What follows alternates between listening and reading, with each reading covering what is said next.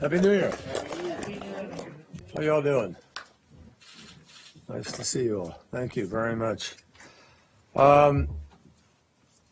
So I really I wanted to drop by this afternoon, not to steal any of John's thunder, if that's even possible, by taking questions. There'll be plenty of time for that, believe me, over the course of the next few weeks and beyond that. But I wanted to share with you a couple of points that I think are important. Obviously, this is a moment of intense diplomatic engagement, and in just the second half of this year, of the last year, we achieved several very important breakthroughs. The Joint Comprehensive Plan of Action, from which we are days away from implementation if all goes well. The Paris Climate Change Agreement, 186 nations coming together for the first time, all of them laying out plans to address climate change, but most importantly, with legally binding structure by which it will be measured and revisited over the course of 5 years, and then adjusted accordingly. The Trans-Pacific Partnership, which represents 40% of the GDP of the planet, but a very significant alliance of nations that want to do business by high standards from all of the Asia Pacific. The reopening of our embassy in Havana, and the developing of a plan which offers the opportunity, if people want to take it, signed on to by Saudi Arabia and Iran and other countries and organizations, for ending the Syrian civil war.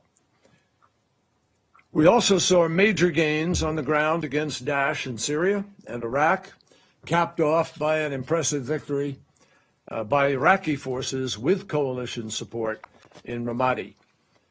Just this afternoon, or earlier this morning, excuse me, I did a video conference with our commanders as well as Secretary Ash Carter, our ambassadors from Turkey and from Iraq, and we discussed the road ahead in securing Ramadi and moving forward in the rest of the campaign, for which we have a clear plan and clear expectations. I should also point out that last year was also a good year for democracy in such countries as Nigeria, Sri Lanka, and Burma. And there were significant elections as well in Venezuela, Argentina, the Central African Republic, and elsewhere.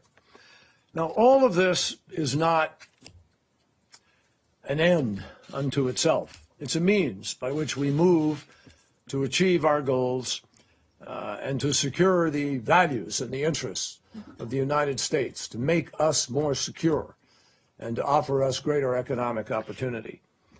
And all of this sets the stage for what will surely be a challenging, extremely busy, but I am convinced very promising 2016.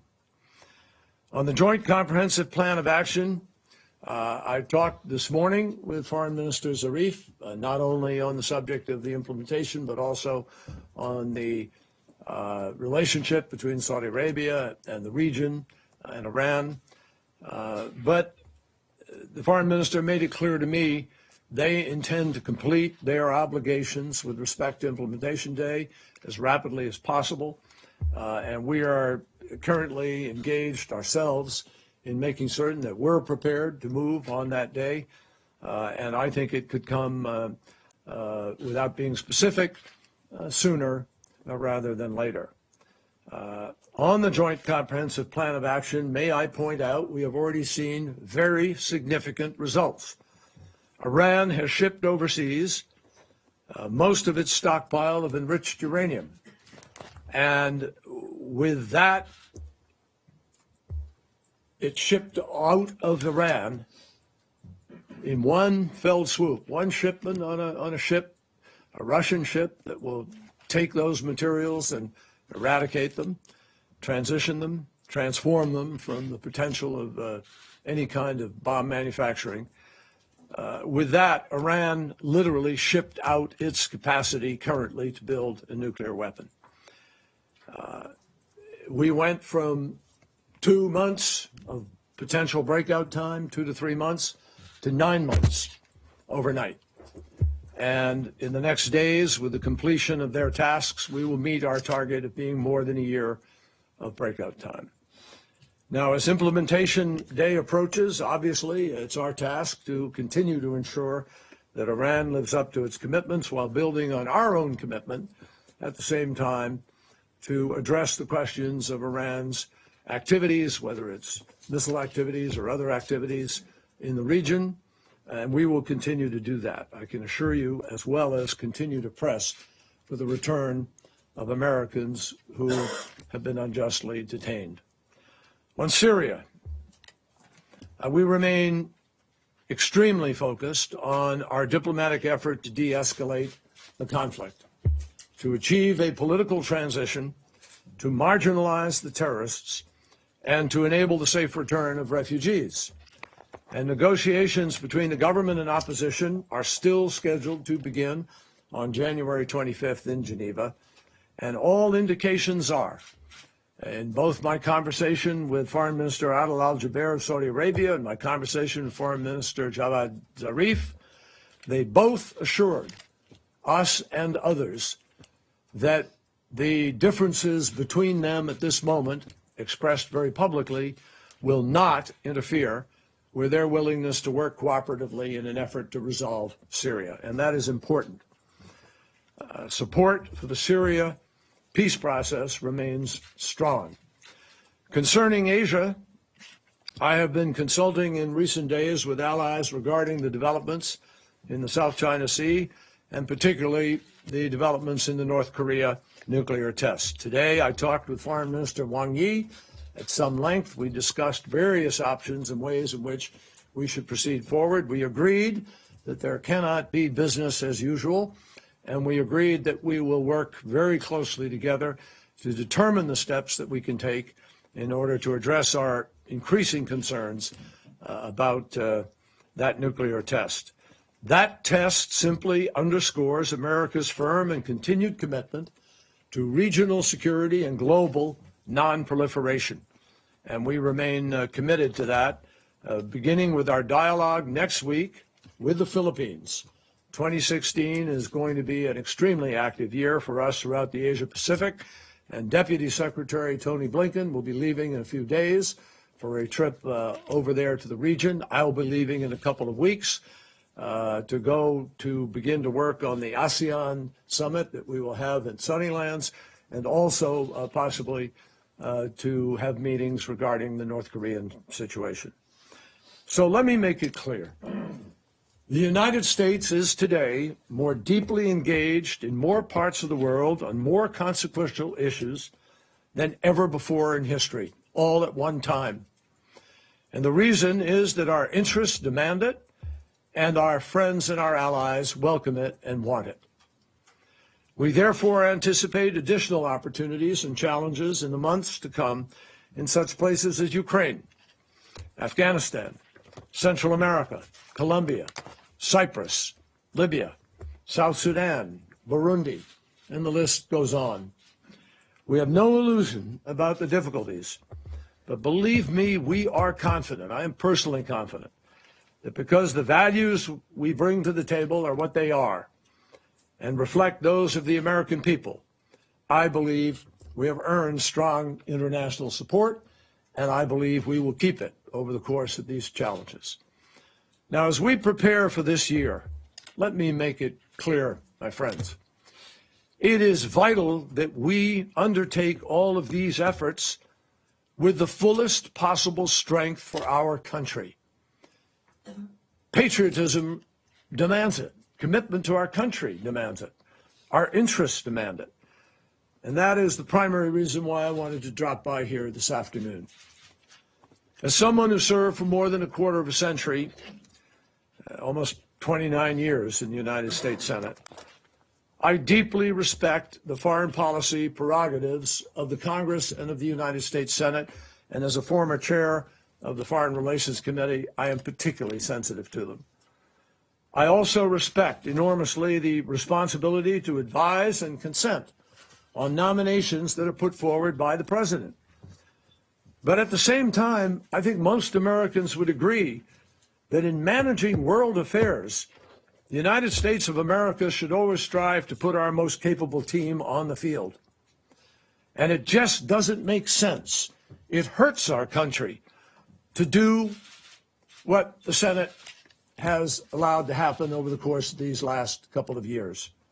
And that is to leave open, for sometimes more than a year, vacant, important positions for our nation.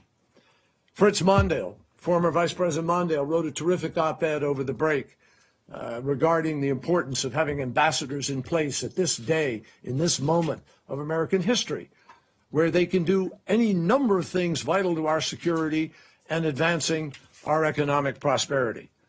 But right now, the Undersecretary of State for Political Affairs, one of the most pivotal positions in this department, the very hub of our day-to-day diplomacy with every region, is vacant.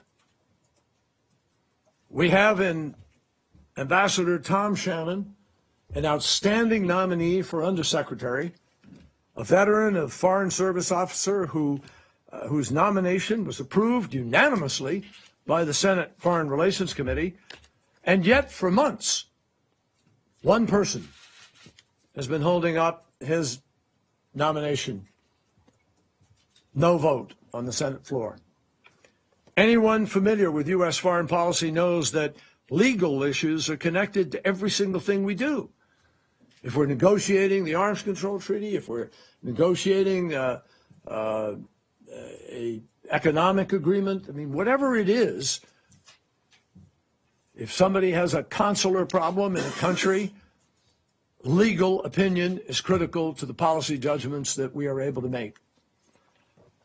If we're going to use force in a particular nation, legal judgments are absolutely essential to our rights to be able to use that force. For almost the full 3 years that I have been Secretary of State, I have never had the benefit of the permanent legal advisor to the State Department. We've had extraordinary, capable, acting leadership, and I'm very grateful to Mary McLeod for her extraordinary leadership over this period of time. But that's not the way it's supposed to be. We've now exhausted her amount of time that she is legally allowed to serve as an acting legal advisor. So we undermine our own ability as a nation to work on legal questions with other nations and with other agencies of our own government. And it hampers our capacity to respond to requests for information from Congress, the FOIAs that we get. All of these are legal exercises. And we need to have the full legal team on board. By not having a permanent, selected, Senate-confirmed, presidentially nominated legal advisor in place, we are deprived of the full weight of the legal authority and leadership necessary to do the best job on behalf of the American people. Now, here again, we have a superbly qualified nominee in Brian Egan, who more than 6 months ago was approved unanimously by the Senate Foreign Relations Committee. And his nomination, too, has been blocked on the Senate floor. One of our most significant bilateral relationships is with Mexico. And this is true economically, environmentally, socially, on border security, which you hear presidential candidates chomping about, law enforcement cooperation, and immigration. It is a relationship that thrives on mutual respect. And that is why the president chose a professional, a civil servant, Roberta Jacobson, one of our country's top diplomats, and a career civil servant, to be our ambassador to Mexico City. And it is disparaging to that country that we don't have the respect to send the ambassador that that country needs and deserves. Roberta's nomination was approved by the committee. It has been endorsed by 6 previous ambassadors to Mexico from Republican and Democrat administrations alike, and yet the vote on her nomination has yet to be scheduled. In the coming year, we have a huge agenda of issues with Europe, from countering Daesh, We've seen what happened in Belgium. We've seen what happened in Paris. We see the need of any number of nations there to join with us. They're all members of our coalition against Daesh. They make up part of the 65 who have joined the fight to destroy Daesh. And yet we have not reciprocated with the respect to put the ambassadors in place who can work at the highest levels of national security in order to help organize that effort and promote America's commercial interests and ensure the security and the effectiveness of congressionally mandated changes in the visa waiver program. All of these are issues with direct impact on the safety and the prosperity of the American people. So this is not the time to have vacancies in our diplomatic posts, and certainly not the time to have a vacancy because 99 other senators or 90 other senators or 80 even are being refused the opportunity to be able to have a vote. The Senate can fix this very quickly by voting soon on these ambassadorial nominations, already approved by the committee, 8 already approved by the committee on the Senate floor waiting for a vote, 9 in the committee waiting to be passed out. So in making these requests, I just want to make it clear. I fully respect the Senate's right to deliberate carefully. And indeed, the advice and consent process was meant to provide that kind of deliberation. But there is a point where the equities involved in these relationships and in our national security interests and our economic interests mandate that on behalf of the American people, we should have a vote. So let somebody who opposes the nomination come to the floor and state their reasons for opposition, and let senators make up their minds and pay the respect to the rest of the Senate that they deserve to be able to cast their votes and make up their minds.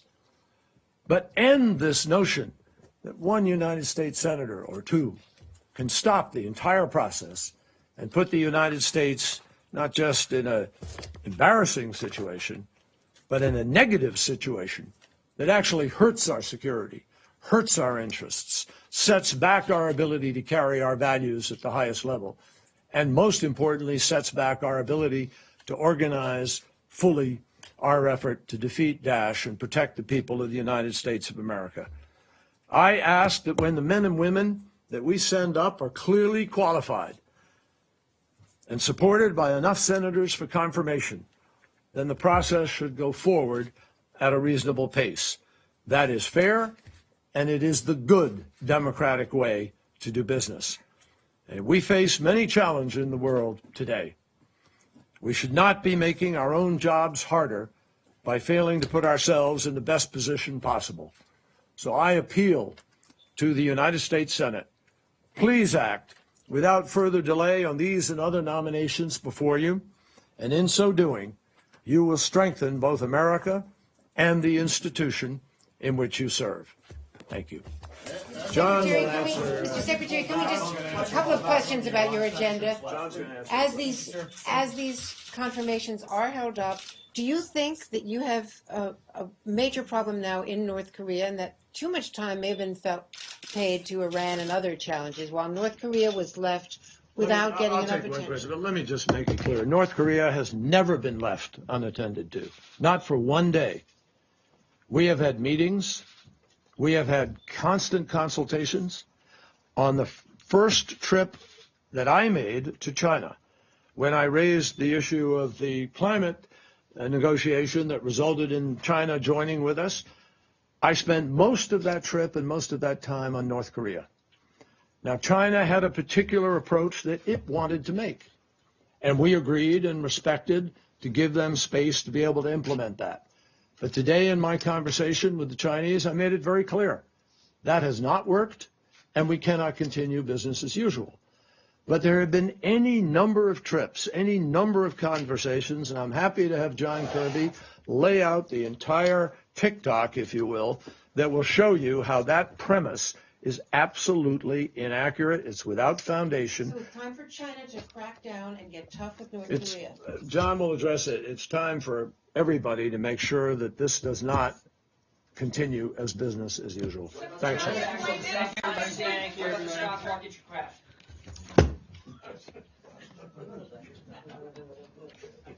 Nice effort. There's something wrong here. I'm not sure what it is. You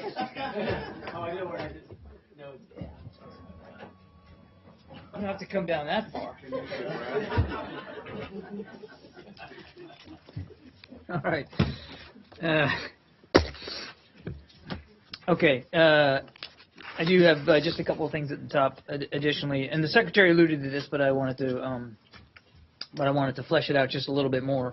As he mentioned, he met today with Secretary of Defense Ash Carter, as well as other leaders from the State Department and from the Defense Department here in the building, to discuss coordination on all the lines of effort in the counter-ISIL campaign. This meeting today was one of a series of regular meetings between Secretary Kerry and Secretary Carter to discuss synchronization and mutually reinforcing efforts in the counter-ISIL campaign. Today's meeting in particular focused on next steps following continued progress in Ramadi, as well as efforts to cut ISIL supply lines between Mosul and Raqqa. They also discussed the strategy to enhance our counter-messaging efforts. We are working to support the government of Iraq as they continue working to stabilize the city of Ramadi. Our efforts in Ramadi are as much diplomatic and humanitarian as they are military. As the city continues to be cleared of ISIL, stabilization and humanitarian needs will be increasingly pressing on everybody. We are working with the coalition to address those very urgent needs. Also on Syria today, we welcome, I want to say, the UN statement, which you may have seen on these hard-to-reach and besieged communities there. In Syria, 400,000 people live under siege, including nearly 42,000 in the town of Madaya, which we talked about yesterday. And as I said yesterday, starvation as a weapon of war is utterly and completely despicable. And we join the UN in calling for unimpeded humanitarian access to reach all of those in need. And then a program note. I think you may have seen our meeting note on this, but this evening, later on, we're going to make publicly available online another 2,900 pages of emails from former Secretary Clinton's email account. We're releasing them today to add to the volume of documents that were released last week. With today's production, we will meet the 82% mark for total number of pages of documents released, which was the goal set for last week. Including in today's release, we expect to release about 45 documents with upgrades. In other words, upgraded classification. These are all at the confidential level with the exception of one. In an effort to process and post as many documents as possible, what you'll see in today's release, the documents will not have fully completed data fields on the FOIA website, but it is searchable as they have been before and as they were last week. With that, Matt. Right. Let me just begin with a point that the Secretary of State comes down to talk to us is great, but he's making an appeal to the Senate to essentially change its rules that as they exist now in terms of holds and more in the broad sense, and specifically making the case that the urgent developments around the world demand that they act. And I think that it would have been appropriate for him to stay and take some questions to defend that position, because the people who have the holds, the lawmakers who have the holds in the Senate, have some pretty strong feelings about it. So with that in mind, I'd like to ask about that.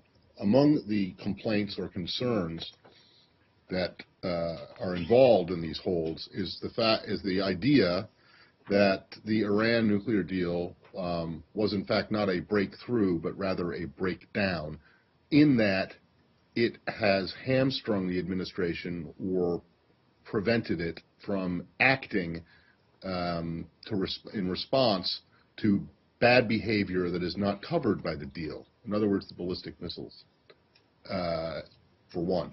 Why has the administration not acted if, in fact, the Secretary is correct when he says that you are taking on and going after Iran for its bad behavior? Well, there is an awful lot there, Matt. Let me just, he's not asking the Senate to change rules. He's asking them to do, no, he's not. He said more than once in his opening statement that he understands their role, appreciates their role. Nobody understands it more than he himself, but he wants them to act on these nominations. Many of them, as he pointed out, have already cleared committee. So he's not asking them to change their rules or to abrogate any of their authorities. It's about doing the right thing for the country here and moving forward on nominations that have again already cleared committee. That said, your question I know gets to this. The press reporting last week about possible sanctions related to the latest ballistic missile launch by Iran. What I can tell you is that process is still moving forward. I don't have an update for you.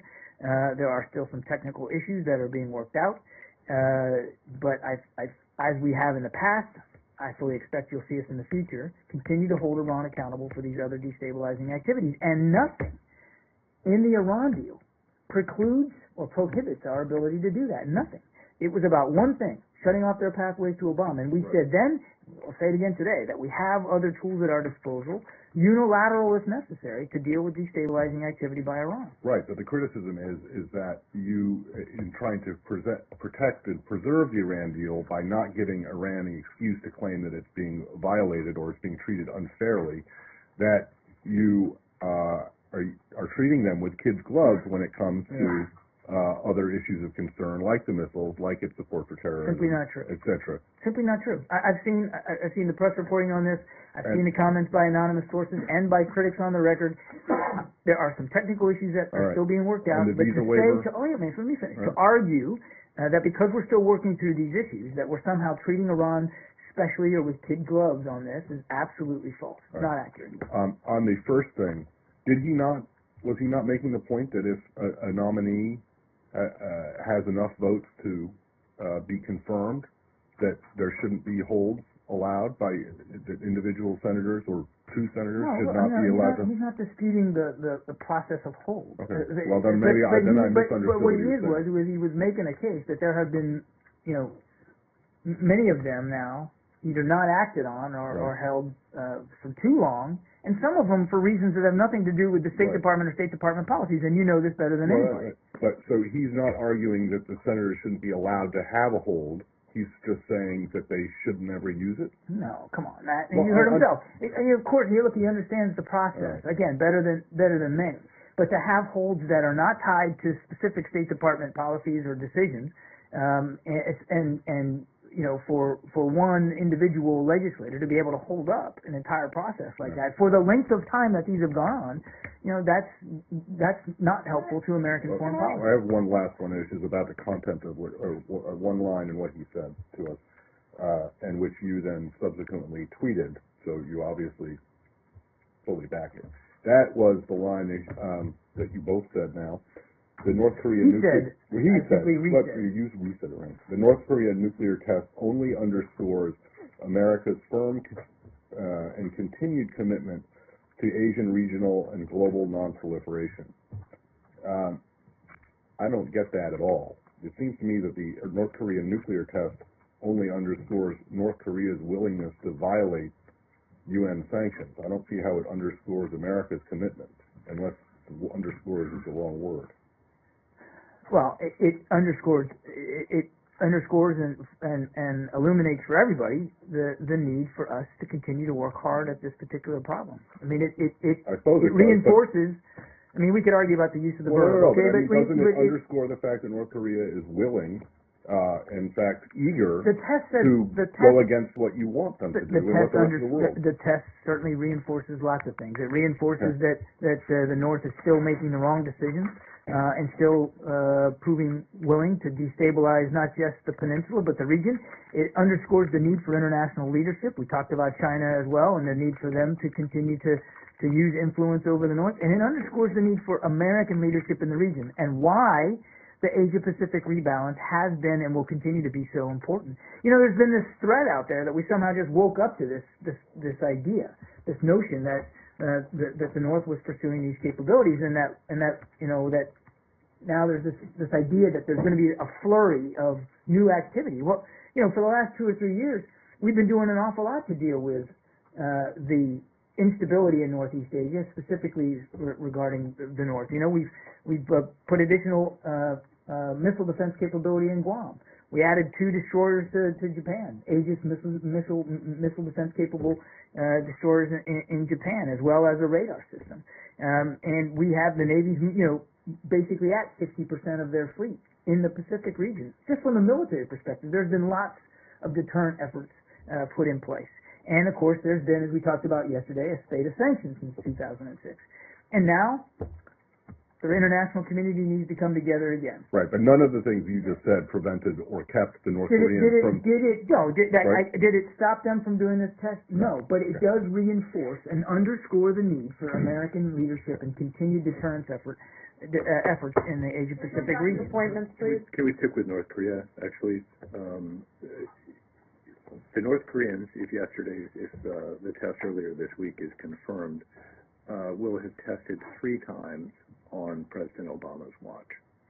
Does that not suggest to you that your approach toward them and the UN sanctions that you have imposed with your partners previously just hasn't worked? Clearly, the regime hasn't been deterred from doing these tests. There's no question about that. I mean, I think the 6th of January shows that they still have the capability and the willingness to do that. As for the motivation, you'd have to talk to them. They have choices to make. They keep making these bad decisions. It doesn't mean that international pressure on the North is going to or should change in its character. There's lots of different approaches that you can take to a problem like this. I think we all recognize that that open conflict on the peninsula is not a place you want to go. So we're going to keep adding. We're going to keep increasing pressure. And I think also if you take a look at the sanctions regime in the past, we had a question yesterday about enforcement. I mean, we haven't seen any major problems in enforcement. But I think we'd all agree that in some cases the sanctions could have been tougher. But there wasn't consensus and unanimity at the Security Council level for that. So now we have another opportunity. And maybe this recent test can give us an opportunity to kind of get a little bit of what we are asking Arshad, is maybe now's the time to put in place a tougher sanctions regime with even stronger enforcement methods to try to increase the pressure and change his calculus. It is very hard to do. Your emphasis has all been on international sanctions, UN Security Council sanctions. Why not impose, for example, U.S. secondary sanctions that would prevent other countries from trading with North Korea? Well, I'm not going to rule that out. I'm not going to rule anything in or out. The United States has, in many cases, unilateral sanctions, and I'm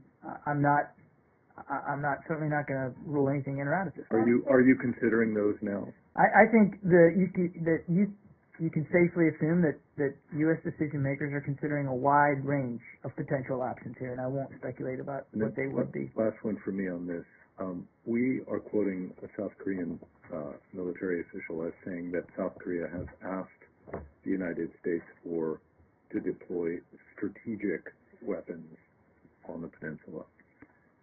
It's not perfectly clear to me what is meant by that phrase, so I'm going to ask a specific question, which is the U.S. government giving any consideration to the restoration of tactical nuclear weapons to South Korea following this latest nuclear test? I wouldn't be privy to know the answer to that question, Arshad, and even if I did, I don't know that that's the kind of thing that that we would discuss. We have. Let me start by saying I'm not aware of that request that you've cited by the South Koreans. If it's true that would be something that would be brought up in military channels, obviously would be discussed at the interagency. I'm not aware of any such discussions. Not aware of the request.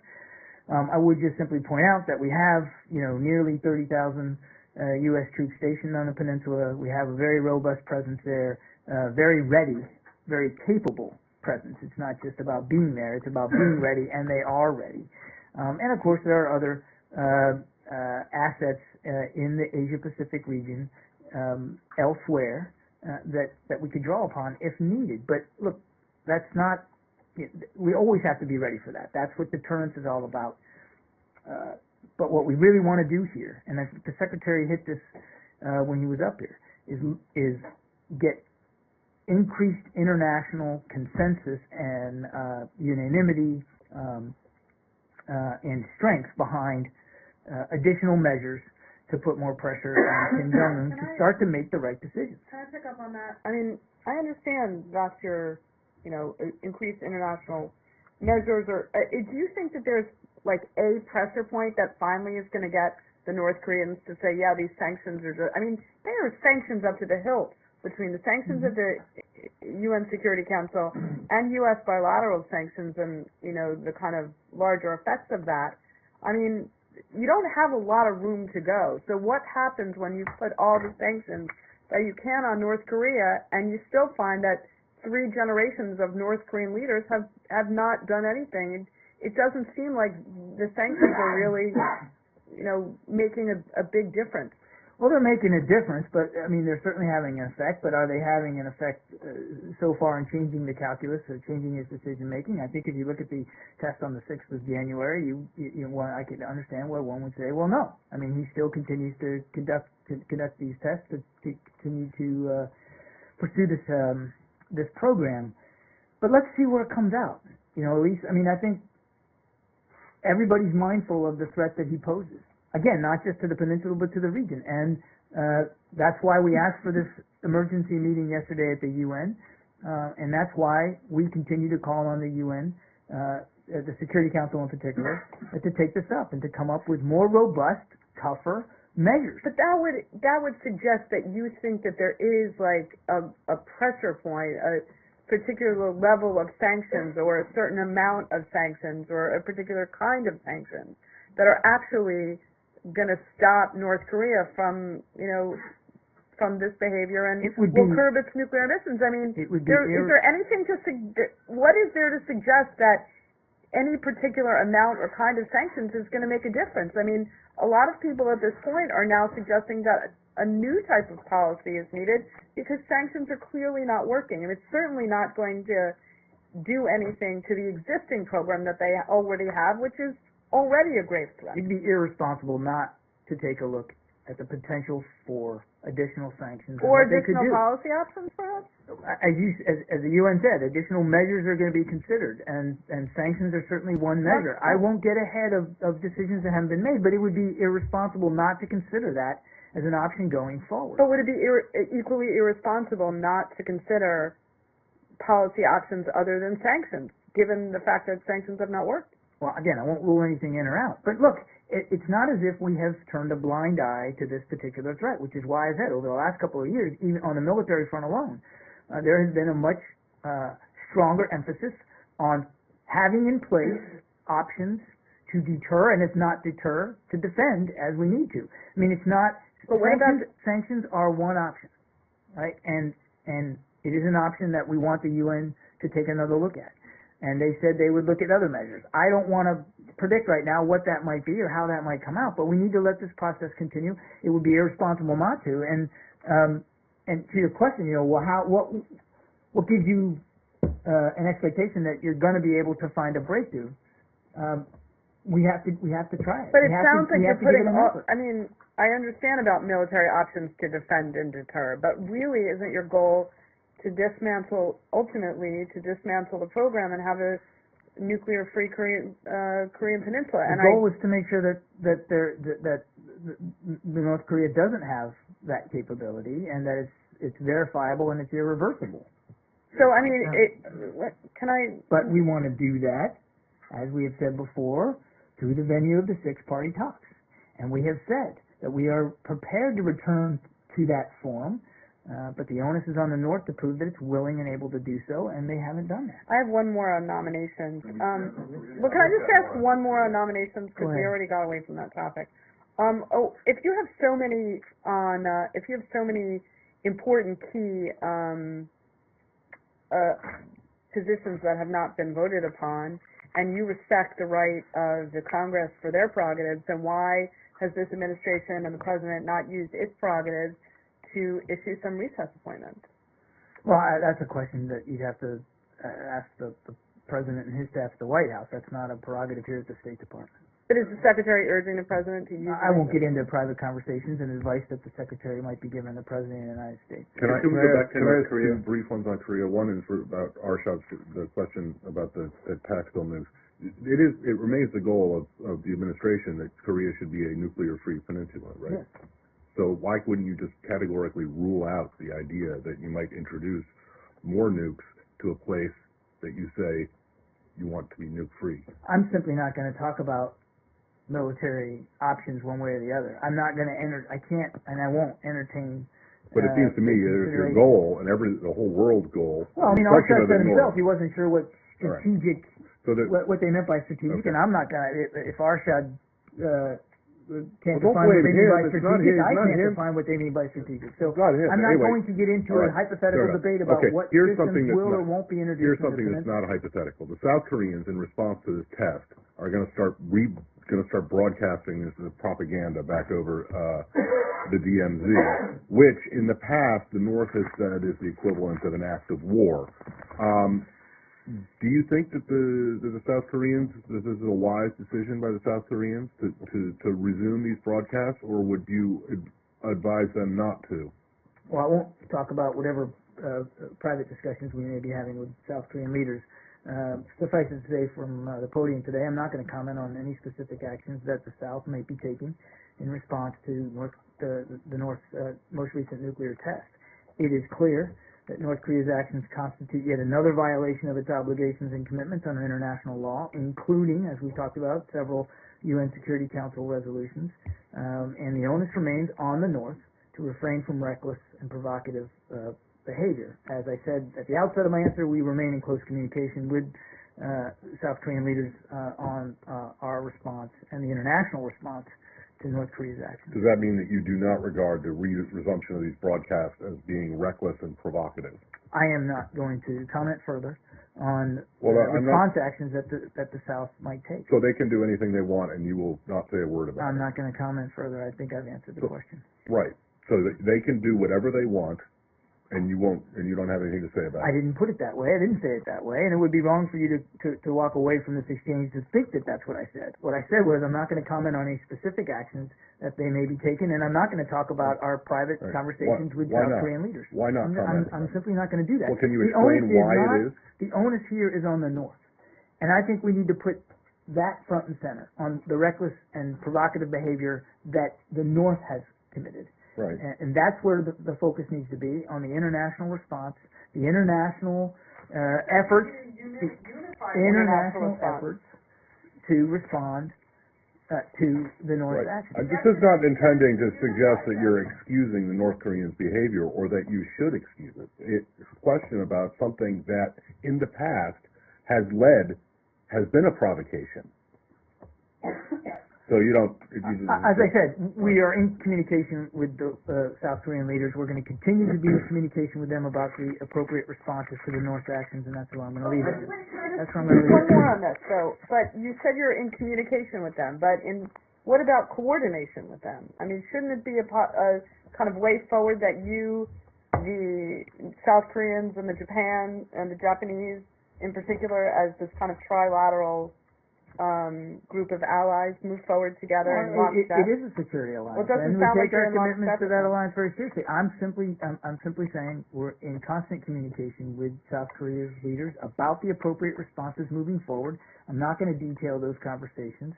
The onus needs to be and should be put on the North to stop the reckless and provocative behavior that they have proven so capable of. Lucas, let me get to Lucas and I'll come back. Can you clarify something the Secretary said? He said that when he spoke to his Chinese counterpart, he said we, quote, can't continue business as usual. Was he talking about North Korea's actions, or was he also talking about Chinese actions in the South China Sea?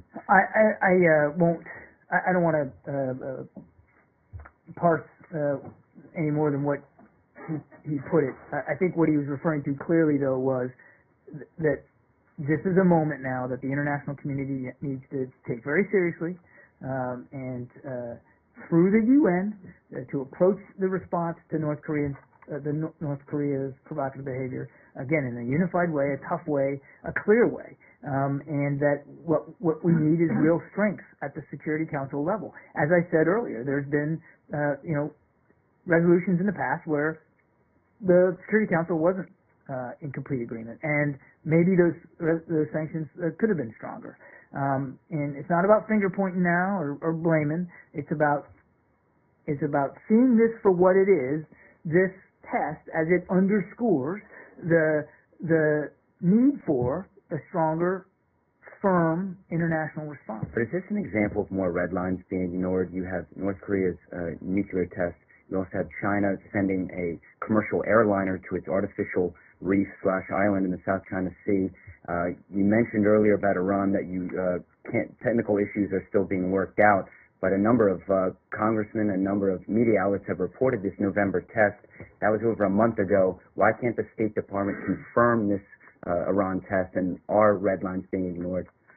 I'm simply not going to be able to go into any more detail about what the potential response would be to Iran's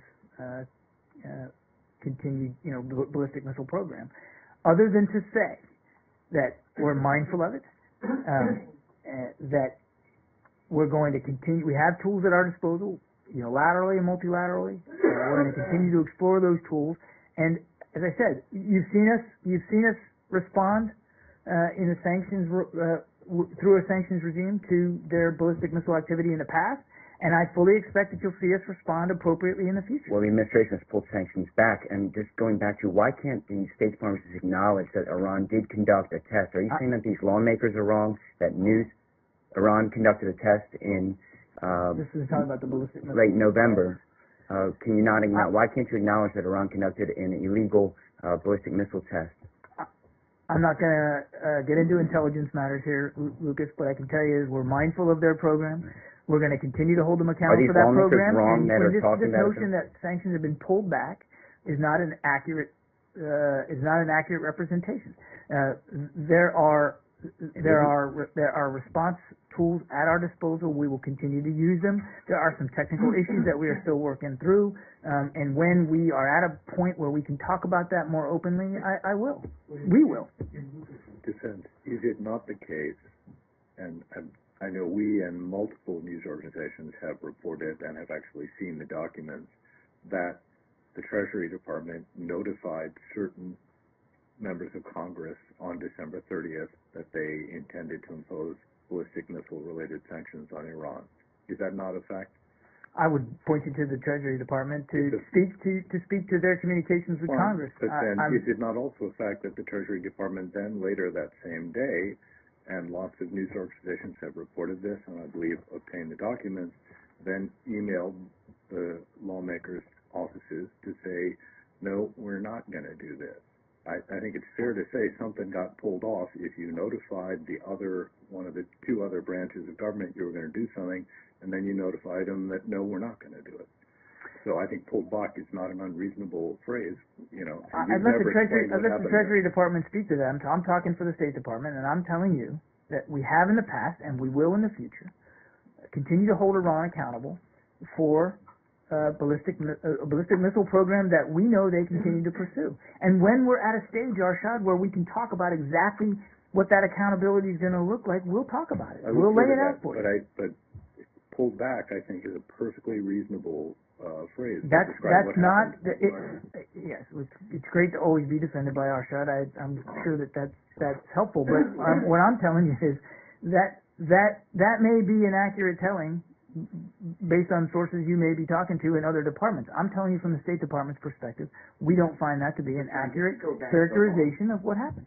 7 Democratic lawmakers wrote a letter yesterday to the president saying that there were launches in October and November, and when sanctions put back. Are you saying that these lawmakers are wrong to say that a ballistic missile was launched in November? No, I'm not saying that at all. I'm just simply not going to talk about intelligence matters here from the podium. I want to speak about what the Treasury's communication with lawmakers might have been. But did the State Department tell the Treasury to pull these or to hold off on announcing these sanctions? There are interagency conversations. That accusation has been made, or maybe accusation is too strong a word. The claim has been made, and I've asked about it before, and I just want to give you the opportunity again. If it's not true, deny it. Tell us that it's not true. I'm And as a general rule, save yourself. save myself. Yes. No, not your. Well, save the building from the criticism that you're bending to Iranian will to try to say on ballistic missiles to try to save the nuclear deal. I'm not going to detail the specifics of interagency discussions. As I said, we have tools at our disposal to hold Iran accountable. We will continue to use those tools as we have in the past. And when we're at a stage when we can talk about it, we'll talk about it. There's still some issues we're working through. Go ahead, Say. He's unclear. Oh, go ahead. About Iran. Yeah, let's go to you. Go ahead. You can put as many sanctions as possible on North Korea, but so long you don't close that corridor from China, and I'm saying it from my a few years ago visit from Europe to North Korea, and so long that is not closed, they are getting everything that the rulers want from China. You can put as many sanctions. What are you doing to stop China feeding them, cutting across all these sanctions? These sanctions are of no, they laugh at these sanctions, North Korea. Well, China's a member of the Security Council. When there's a UN Security Council resolution, it's certainly everybody's expectation that every member of the Council is going to abide by it and enforce it. And as I said, I'm not aware of any major enforcement issues over the last several years, although I'm sure there have been, some ripples and things that maybe could have been done better, which is why, as I said, we look now, in the wake of this most recent test, this is an opportunity for the international community, including China, and this gets to the Secretary's points about his conversation this morning with his counterpart. This is an opportunity now to ratchet up the pressure on the North, and China has a role to play here. They're a regional leader, they're a global leader, and they have an influence, as you rightly point out in your question. They certainly have a relationship and an influence in Pyongyang that in many cases, in almost all cases, cannot be duplicated or replicated by any other nation on earth.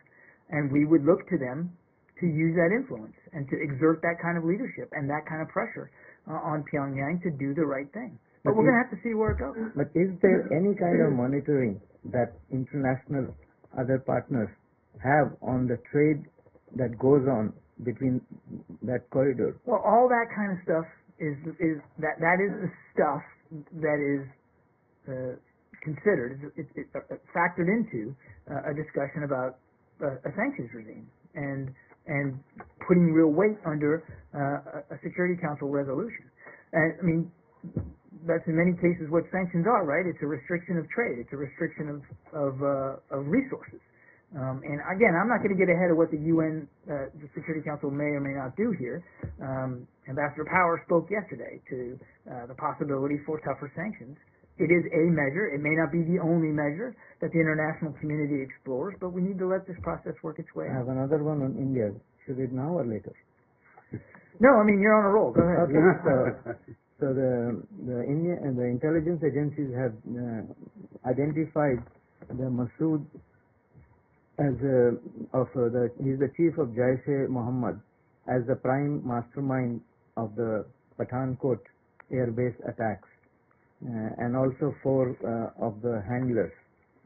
So, are you saying anything to Islamabad? Are you reaching out to Pakistan? Well, of course we're talking to Pakistan about this, and yes, you talked to them when the Prime Nawaz Sharif was here, and if you remember the joint statement, he promised that he's going to go back, and that was 2 months after 2 months these attacks take place. He promised that he's going to go back and take action against this terror group. Has he taken action? A couple of points. The government of Pakistan itself has condemned this attack and made clear that they're committed to investigate it. So let's let them do that. And let's see where the investigation goes. We obviously would like to see it investigated too, as completely and as thoroughly as possible, so that we can better understand what happened. The government of Pakistan has also said that they're not going to discriminate between terrorist groups as part of its counterterrorism operations. And this is a country that knows well the threat of terrorism. We've talked about this. Soldiers have been killed. Innocent Pakistani civilians have been killed by terrorists and continue to be. It is a regional challenge that requires real regional solutions, and we want Pakistan to be a part of those solutions. So will you? So is it safe to say that from now on we should have a lineup or a queue list for, okay, Mumbai attack took place, we are asking them to investigate. Now this attack, we are asking them. So we will have a, but nothing is happening. In Mumbai attack, 6 Americans were killed. And as the president has said, anybody anywhere kills an American, we are going to not leave them alone. And what's going on? Like, what do you say to that? From the 96 perspective, I don't think anybody can look at our CT, our counterterrorism record over the last decade or so and say we're not doing anything. I mean, there's been a lot of effort across the U.S. interagency to get at the terrorism threat, not just from a military or intelligence perspective. And as for countries in the region, yeah, could they do more? Sure. Which is why we continue to encourage bilateral, multilateral efforts in the region to get at this particular threat. And look, the relationship with Pakistan is complicated. I get that. And we don't always agree on everything.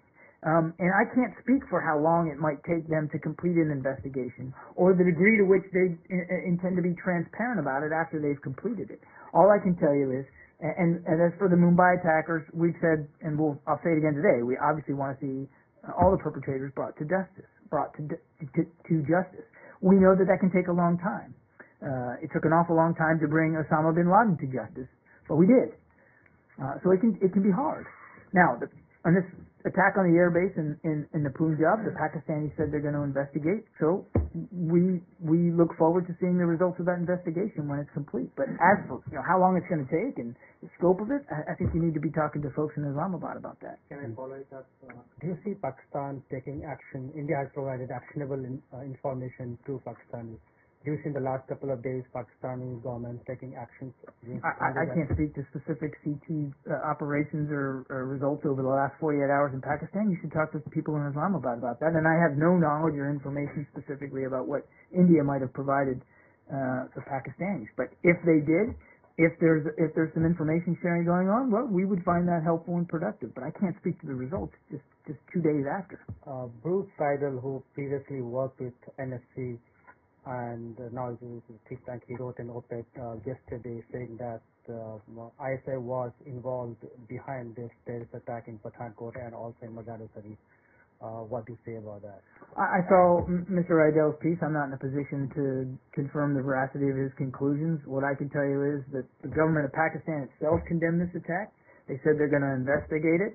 They said they're not going to discriminate between terrorist groups when they conduct counterterrorism operations.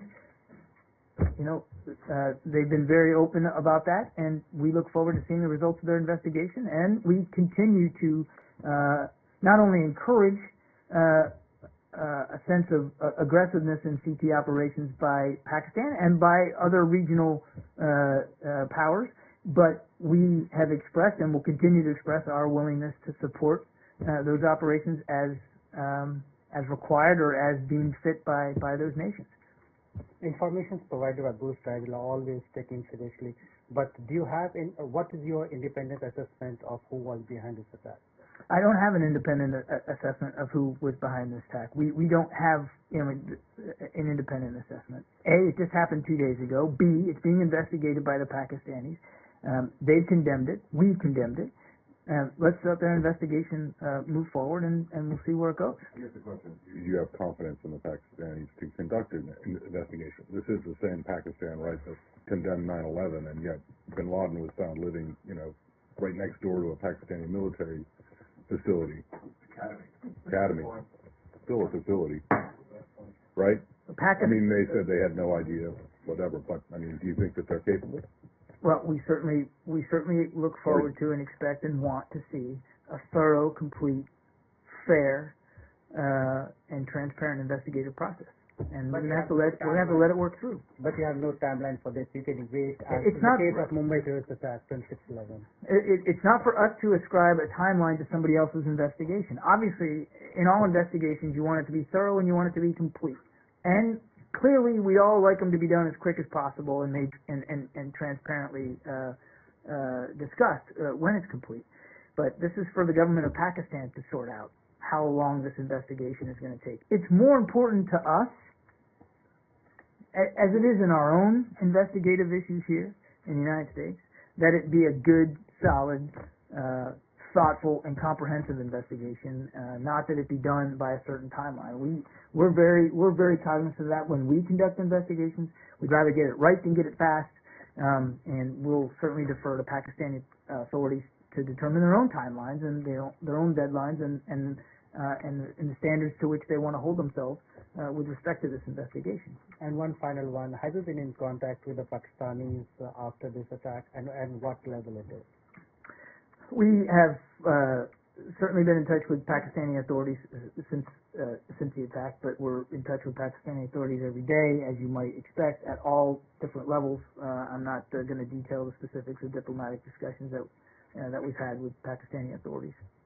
Iran really briefly. In his conversation with former Mr. Zarif this morning, the Secretary, again, as you say, he always does raise the case of the detained Americans. Yes. Is there any reason to believe that there's going to be any movement on that at any time soon? I don't have any specific developments to read out to you, Matt. It is a constant concern. I think the Secretary actually alluded to it in his opening statement Right, but today. he didn't say that it had come up in the call, I don't think, specifically. It always does. There's not a single conversation that he had where he doesn't raise this issue. And I don't have any more detailed readout than what the Secretary gave you himself, but he said to you himself that he raised this issue. He always does. And then last one, do you have any reason to believe that the Iranian claim that the Saudis or people operating with the Saudis over Yemen conducted an airstrike on the Iranian embassy there? We've seen the reports of an airstrike. I've also seen reports that there was no real visible damage to the facility. We're not in a position right now to know for sure exactly what happened. But as we have said, No. I've seen reports of the strike. Yep. I've seen reports both in the press and elsewhere that there was no visible damage. That doesn't mean there wasn't any. I'm just saying just preliminary reports that there was no visible damage. But more critically, we want to make sure that the tensions between Saudi Arabia and Iran come down. We want to see that progress continue to be made towards other pressing issues in the region. And as the Secretary said to you himself, he got assurances from leaders in both countries that progress would not be derailed by these tensions. Do you know if this alleged strike came up with Zarif? I don't know. And should it turn out to be a false claim, isn't that, will you call the Iranians out for crying wolf? Let's see where it goes. All right. Let's see where it goes rather than get ahead of hypotheticals. Yes, I wanted to ask you about this issue, TOA. Can I just finish up on Yemen? Sorry. In addition to the alleged strike on the Iranian embassy, Human Rights Watch today is saying that Saudi Arabia has fired cluster bombs into civilian areas in Yemen. Yeah. U.S.-made cluster bombs, and they say, Human Rights Watch says that there may be some U.S. liability in this, that you should conduct your own investigation, not just rely on the Saudi one, to find out whether a war crime was committed.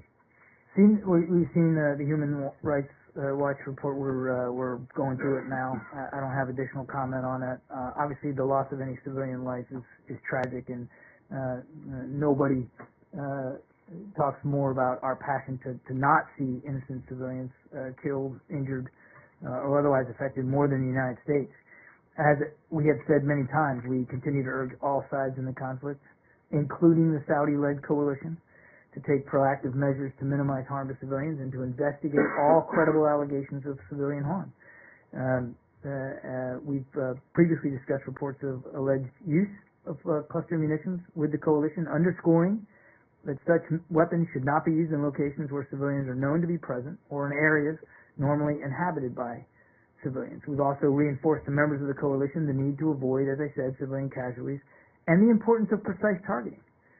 We continue to urge all sides to take the necessary steps to mitigate and avoid harm to civilians and comply with their obligations under international humanitarian law. And do you have any precise comments on the Human Rights Watch claim that you're legally implicated in this if it turns out to be the case? As I said earlier, we have encouraged the Saudi-led coalition to investigate for But itself. they say you should conduct your own To investigate for itself alleged harm to civilians or collateral damage. And we have urged the Saudi-led coalition to do that. Not using an answer though to whether you're going to investigate your I own. know of no such investigations by the United States into the potential use of this particular weapon by the Saudi-led coalition. Yeah, say. May I ask about the Joint Comprehensive Plan of Action? Yeah. Okay. The Secretary was talking with certainty that it's going to be implemented between now and the end of the month. Do you have any doubt that it might actually not be implemented, or it can't come unraveled, considering all this tension and reports that suggest that Saudi Arabia is basically deliberately have provoked this crisis to scuttle the deal? Do you have any doubt? I mean, you said that both in the conversations with Zarif and with Jubair, they committed themselves to the Syria process. But is Saudi Arabia committed also to the JCPO plan of action, the implementation? I would just, I don't think I can say it any better or clearer than the Secretary just did a few minutes ago, that he has every expectation that we will get to implementation day, that it will be sooner rather than later. And as he certified to Congress, and as we've said publicly, both we, the United States, I can only speak for us, I can't speak for any other nation involved here, we are marching towards meeting our commitments for implementation, and we have seen clear evidence that the Iranians are doing the same thing. Okay, so all this, all the volatility of the crisis, current crisis, notwithstanding, you're going ahead, no matter what, with implementing at least your part. Absolutely. With your part. Absolutely. Yes. Can I just follow up on the India part? On the what? On the India question again one more time. You want to try it another way? A different question. A different question. Sure. By saying no. No. Okay. Next. Okay. Lucas had I'm kidding. Go ahead. So do you believe that the attack were carried out in Pathankot was one of the objectives was to derail the peace process between India and Pakistan? I have no idea what the motivation for that attack would be. I guess I could have just said no. Just to clarify something, when the Secretary spoke to his Chinese counterpart, did he mention the Chinese landing airliners on these contested islands? Did that come up in the conversation? I think I read out a call that he made yesterday with his Vietnamese counterpart. Without getting into the details of these discussions, which I'm loath to do, I can tell you broadly speaking that tensions in the South China Sea was certainly a topic of discussion. Yeah. I really got to go. This is going to be the last one. In your opening statement, you mentioned and you welcomed the development in Syria as the regime agreed to allow humanitarian aid to some of the town under siege. No, we've seen no movement by the regime to do that. What we welcomed was the UN statement, which expresses the need for the regime to allow that access, which we still continue to believe is absolutely vital. Thanks. Wow, I mean, we have thousands of the rollout, such a mess, the release, there's thousands of emails coming out tonight. Is this transparency? The order's not correct. Oh, Lucas, I would absolutely take issue with your characterization that it's a mess. There is a court-ordered schedule every month through the end of this month for us to release a certain percentage to get to the entirety of the 55,000 pages. Hang on a second, now you're going to interrupt me. I didn't even get a chance to answer. 55,000 pages of documents. And we're working our way methodically through that. Now, we've been pretty successful. Up until this month, we weren't able to, and that's a variety of reasons, as we said very, very honestly. The holiday schedule didn't help much. We weren't able to get last week to the total, but in just a few short days, we've been able now to catch up to the 82% that we're responsible for. We are meeting the court's, we didn't meet technically this deadline, but we have in the past, and we'll continue to do that, do the best we can moving forward. Do you still firmly believe that retroactively classifying information is legit? Does the intelligence community actually sign off on that logic? Well, I won't speak for the intelligence community. You can talk to them, but I mean, is it legitimate? Sure, it's legitimate. It's not. I mean, I've been in government service now for more than 30 years, and it's not unusual that in further review of a document for whatever purpose, whether it's a FOIA release or an investigation or just a review of policy, when you look at documents, do you change their classification over time? It can be done. And why? How come like 40, legitimate. 50 years after events happen, the documents come out from the government, from the archives, and they're declassified? They're not. Yeah, over 40 or 50 years, that does happen. But we're talking about documents now that are fairly recent, and as I said before, again, almost all of these upgrades are at the confidential level, which you know is the very lowest level, and it's mostly to comply with Freedom of Information Act, the law itself, to comply with provisions in the law, not because there's some sort of malicious or intent to obscure information. But your Inspector General is now saying that they didn't do it right. The State Department, you guys did not release these emails. You didn't. We absolutely welcome the Inspector General's report. It was Secretary Kerry asked for it actually, and as you look at the report, you'll see that of the four major recommendations that they made, they consider them resolved because we are already working to implement those steps. We frankly agree with the findings of the IG. We're grateful for the good work that they did in putting that report together, and we're moving out smartly now to implement all those recommendations. We know we can do better. That's why Secretary Kerry asked the IG to do this in the first place, is to continue to make processes better here. Okay? Thanks, everybody. So how soon? Until what?